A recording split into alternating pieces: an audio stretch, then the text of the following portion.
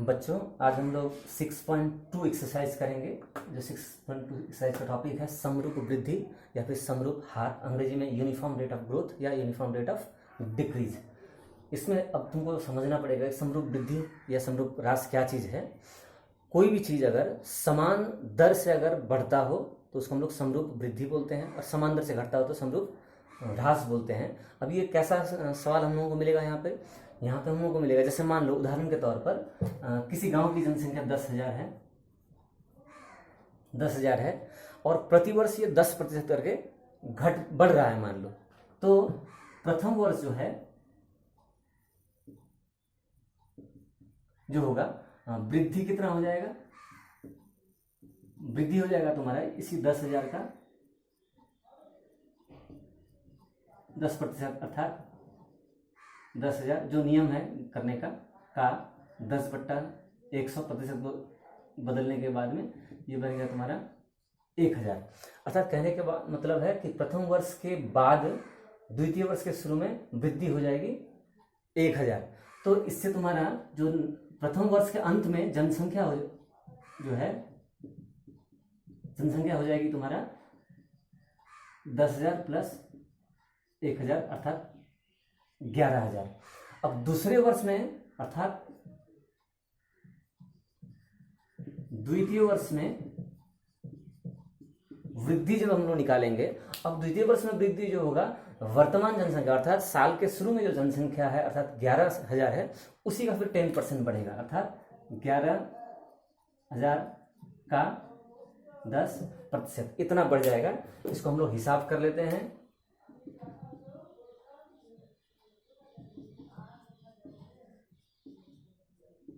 हो गया 1100, अर्थात द्वितीय वर्ष के अंत में वृद्धि होगी तुम्हारा 1100 और पहले था तुम्हारा वृद्धि होने के बाद 11,000 और 1100 की वृद्धि अर्थात 12,100 हो जाएगा। तो ये जो है प्रथम वर्ष भी 10% बढ़ना, द्वितीय साल भी 10% बढ़ना, अर्थात प्रत्येक वर्ष जो दर है वृद्धि का वो 10% है। इसको हम लोग बोलते हैं समरूप वृद्धि, और यही चीज ह्रास के मामले में भी काम आएगा। तो जब सवाल हमको समरूप वृद्धि या समरूप ह्रास वाला मिलेगा तो हम लोग ऐसे करके स्टेप बाय स्टेप नहीं बनाएंगे, जैसे चक्रवृद्धि ब्याज में भी हम लोग नहीं बनाए थे। तो ठीक याद रखोगे, चक्रवृद्धि मिश्रधन निकालते समय जिस सूत्र का इस्तेमाल हुआ था, हम लोग चूंकि चक्रवृद्धि ब्याज की तरह ही है ये देखने में, तो हम लोग चक्रवृद्धि मिश्रधन का ही सूत्र यहाँ पर समरूप वृद्धि के मामले में लगाएंगे। तो हम लोग सूत्र पहले लिख ले रहे हैं। तो यहाँ पर ज्यादातर वो संख्या से ही जनसंख्या वाला सवाल ज्यादा मिलेगा तुमको। तो याद रखोगे P, ये हमको मालूम है, हम लोग मूलधन को मान देते हैं। यहाँ पर शुरुआत का जो संख्या होता है उसको हम लोग P मानेंगे, और ठीक दर को R और समय को N के द्वारा लिखते हैं। तो A सूत्र है तुम्हारा 1 + R/100 to the power n। ये हुआ तुम्हारा वृद्धि के मामले में, वृद्धि के मामले में बढ़ा हुआ जनसंख्या या दूसरा कुछ भी हो। और ठीक ह्रास के मामले में ये बराबर हो जाएगा P × 1 - R/100 to the power n, अर्थात जहां पर यहाँ प्लस है, ह्रास के मामले में ये माइनस हो जाएगा। बस इसी दो सूत्र के जरिए हमारा सवाल बनेगा तुम्हारी सुविधा के लिए। हालांकि सवाल बहुत सारा है इस तरीके से बनने वाला, इस सूत्र का इस्तेमाल करके बनने वाला। मैं एक ही सवाल बनाता हूँ समझने के लिए सहज रूप से मैं 1 नंबर बनाता हूँ। 6.2 एक्सरसाइज का 1 नंबर सवाल यहाँ लिखा हुआ है, देखो। पहलमपुर ग्राम की वर्तमान जनसंख्या 10,000 है। यदि उस ग्राम की प्रतिवर्ष जनसंख्या वृद्धि दर 3% हो तो 2 वर्ष बाद उस ग्राम की जनसंख्या कितनी हो जाएगी, ज्ञात करें। अर्थात शुरुआत में वहां जनसंख्या कितना था, 10,000, तो P बराबर हो गया तुम्हारा 10,000, ये लिख लोगे यहाँ P बराबर 10,000। R बराबर ये 3%, ये दिया हुआ 3%, और तुम्हारा समय जो है वो 2 वर्ष दिया हुआ है। तो हम लोग जस्ट इस सूत्र में, चूंकि वृद्धि यहाँ लिखा हुआ है कि जनसंख्या वृद्धि हो रही है, तो लिखेंगे 2 वर्ष बाद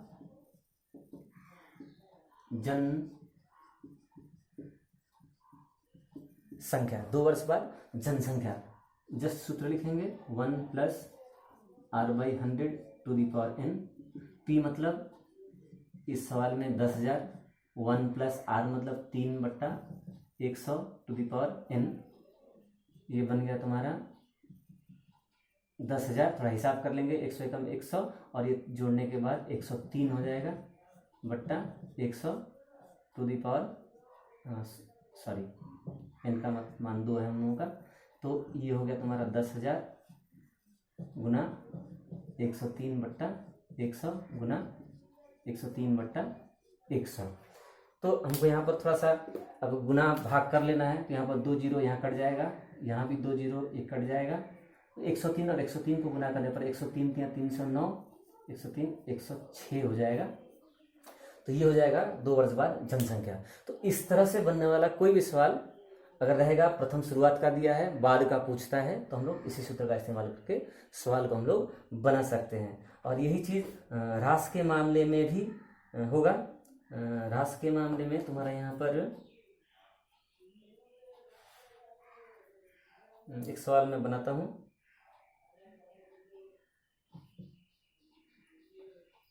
मान लो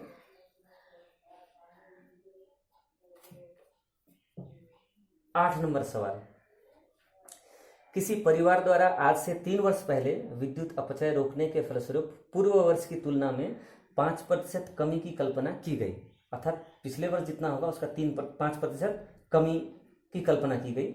यदि 3 वर्ष पहले परिवार का बिजली बिल यदि 4,000 रुपया था तो उस परिवार का वर्तमान बिजली बिल कितना होगा ज्ञात करके लिखें।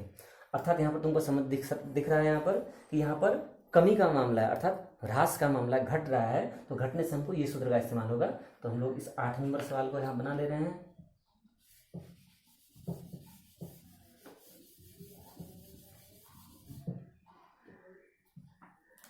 तो 8 नंबर सवाल में यहाँ दिया हुआ है 4,000 रुपया था, तो P बराबर 4,000 रुपया। यहाँ लिखना नहीं भूलूंगा, मैं छोड़ दिया यहाँ पर। इसके बाद R बराबर ये दिया हुआ है 5%, और उसके बाद समय अर्थात N दिया हुआ है 3 वर्ष। तो यहाँ पर हमको ह्रास का मामला है, तो हम लोग डायरेक्ट लिखेंगे प्रश्न जिस प्रकार से उस परिवार का वर्तमान बिजली बिल कितना होगा। तो वर्तमान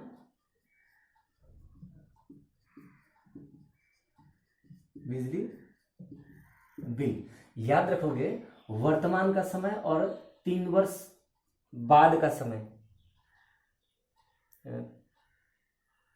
3 वर्ष पहले का समय, 3 वर्ष पहले वर्तमान और 3 वर्ष पहले, ये दोनों समय में से हमको याद रखना है कि कौन समय पहले आया है।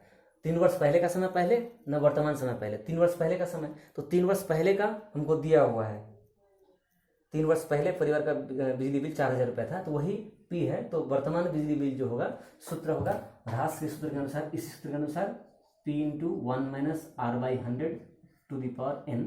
यहाँ हमारे मामले में इस सवाल में P बराबर 4,000, 1 minus 5 by 100 to the power 3, क्योंकि यहाँ पर N 3 है। अब थोड़ा सा हिसाब, 4,000 5 गुना 10, तो इसको हिसाब करेंगे 20 से कम 20 घटाओ 1 मतलब 19 बट्टा 20 टू दी पावर 3। तो ये हो गया तुम्हारा 4,000 इंटू 19/20 इंटू 19/20। अब थोड़ा सा हिसाब, 1 2 1 2, 2 दूना 4, 2 दहाई। अब यहाँ पर जो है, अब सॉरी और एक 19 छूट गया, 19 बट्टा 20 पावर 3 है। अब यहाँ पर जो है और कटेगा, जिस जो के साथ ये कट जाएगा। अब 19 19 19 को गुना करके नीचे सिर्फ 2 बचा हुआ है, तो 19 19 19 को गुना कर ले रहे हैं हम लोग। 19 9 171, 19 से कम 19 और 1 36, उसके बाद फिर 19 से गुना 19 इतना 6 8 5 9 बाई 2 है, नीचे में यहाँ सिर्फ 2 बचा हुआ है, 2 से भाग देंगे, 2 3 6, 2 चौके 8, 2 दूना 4, 2 9 18, 10 फला 5, 3429.5, अर्थात यही हमारा वर्तमान बिजली बिल होगा। ये एक प्रकार का सवाल, अर्थात एक ह्रास वाला, एक वृद्धि वाला मैं दिखा दिया। अब की बार दिखाऊंगा तुमको जहाँ पर पी का मान नहीं दिया होगा, पी का मान निकालना है, जैसे वहाँ पर मूलधन निकालना होता था, ठीक बिल्कुल यहाँ पर भी उसी तरह का सवाल एक तुमको मिलेगा। मैं दिखा रहा हूँ ऐसा।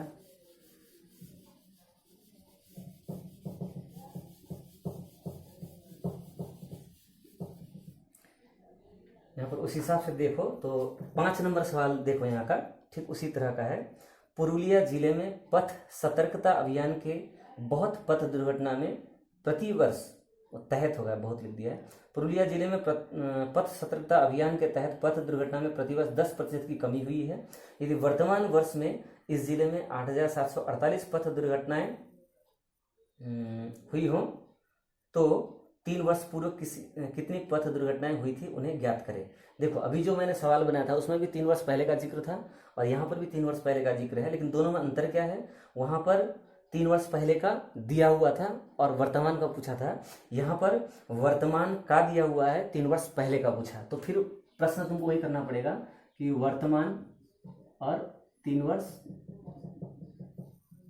पहले कौन सा समय पहले का है, 3 वर्ष पहले का समय पहले का है। तो याद रखोगे कि जो भी 2 समय वहां पर दिया रहेगा, एक का पूछेगा एक का दिया रहेगा, जो भी 2 समय दिया रहेगा उसमें जो पहले का समय है उसका जो मान है वही पी है, वो अगर नहीं दिया तो फिर सवाल में हमको एक्स मान के बनाना पड़ेगा। तो ये सवाल ऐसा ही है। मैं बोला था हमको 5 नंबर सवाल, तो यहाँ पर दिया 3 वर्ष पूर्व कितनी पथ दुर्घटनाएं हुई है, 3 वर्ष पहले का पूछ रहा है और ये वर्तमान जो है ये दिया हुआ है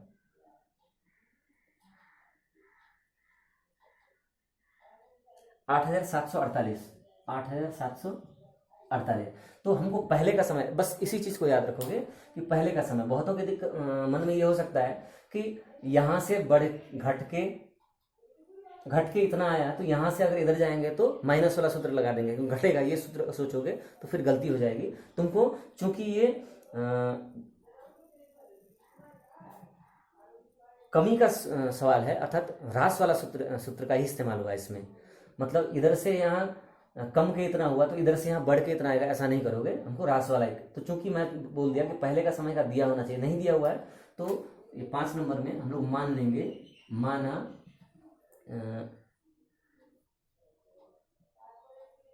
3 वर्ष पूर्व एक्स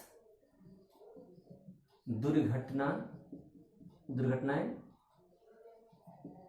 हुई थी, इसलिए हमारा क्या हो गया, P बराबर हो गया तुम्हारा x, क्योंकि पहले के समय का नहीं दिया हुआ था उसको हम लोग मान लिए x। अब यहाँ पर पुस्तक के अनुसार, प्रश्न के अनुसार यहाँ पर r जो है ये दिया हुआ है 10% कमी और n जो दिया हुआ है ये है तुम्हारा 3 वर्ष, क्योंकि 3 वर्ष का अंतर है इसमें, तो इसीलिए ये अगर 3 वर्ष पूर्व का अगर ये होगा तो वर्तमान जनसंख्या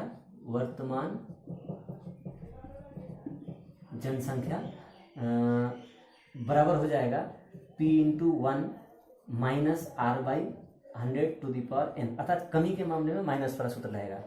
और यहाँ पर P चूंकि नहीं दिया हुआ, हम लोग मान लिए x है, तो ये x × 1 - R का मतलब यहाँ दिया हुआ 10%, तो 10/100⁴n बराबर दिया हुआ है तुम्हारा 3। तो ये हिसाब करेंगे x, ये कट जाएगा, फिर वही 10 × 10 घटा 1 करेंगे तो ये 9/10 का पावर 3, अर्थात x गुना 9/10 गुना 9/10 गुना 9/10, यही होगा हमारा वर्तमान जनसंख्या। लेकिन प्रश्न के अनुसार ये दिया हुआ है 8,748, तो प्रश्नानुसार ये दोनों बराबर होगा। प्रश्नानुसार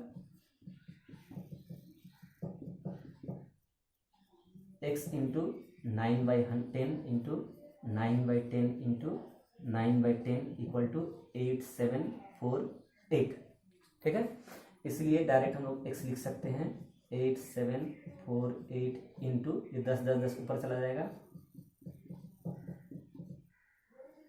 बट्टा, और ये 9 9 9 नीचे चलाएगा, 9 9 9 बराबर। अब ये काटना है, 9 9 9 81, 9 7 63, 9 दूना 18, फिर 9 से 9 एकम 9, 9 8 72, 9 एकम 9, 9 दूना 18, ये बन गया तुम्हारा 12 10 10 10 गुना करने से 12,000, अर्थात x का मान 12,000 निकला।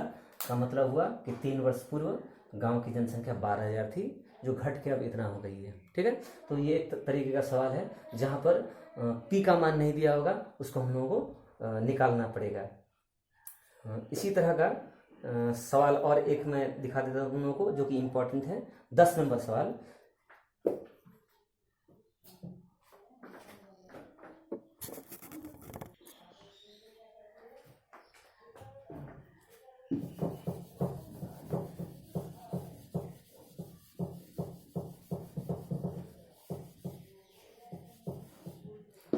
10 नंबर सवाल में भी देखो, किसी जिले से सभी माध्यमिक शिक्षा केंद्रों अर्थात एमएसके में छात्रों की संख्या 3993 है। प्रतिवर्ष यदि पहले वर्ष की तुलना में 10% छात्र छात्राएं बढ़े तो 3 वर्ष पहले उस जिले में कुल कितने छात्र थे उसे ज्ञात करें। तो यहां पर भी देखो 2 समय है, एक है वर्तमान समय और एक है 3 वर्ष पहले का समय।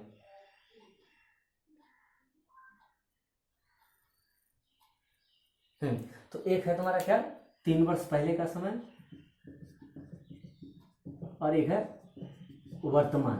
तो कौन समय पहले आएगा, 3 वर्ष पहले का समय पहले आएगा। इसमें भी तुम अगर ध्यान से देखो तो यहाँ पर 3 वर्ष पहले कुल कितने छात्र थे ये पूछा गया, अर्थात इसका पूछा गया है, और वर्तमान दिया हुआ है 3993, ये नहीं दिया है, इसी को हम लोग x मान लेंगे। तो फिर वही है 10 नंबर सवाल, माना 3 वर्ष पहले जनसंख्या नहीं, अब छात्र है, 3 वर्ष पहले छात्र संख्या x थी, ये हम लोग मान लिए। ठीक है, तो इसलिए क्या हो गया, p बराबर हो गया तुम्हारा x, r जो कि दिया हुआ है 10%, और n ये दिया हुआ है 3। तो इसीलिए तो वर्तमान जनसंख्या जो चीज दिया हुआ है उसी को हम लोग निकालेंगे। वर्तमान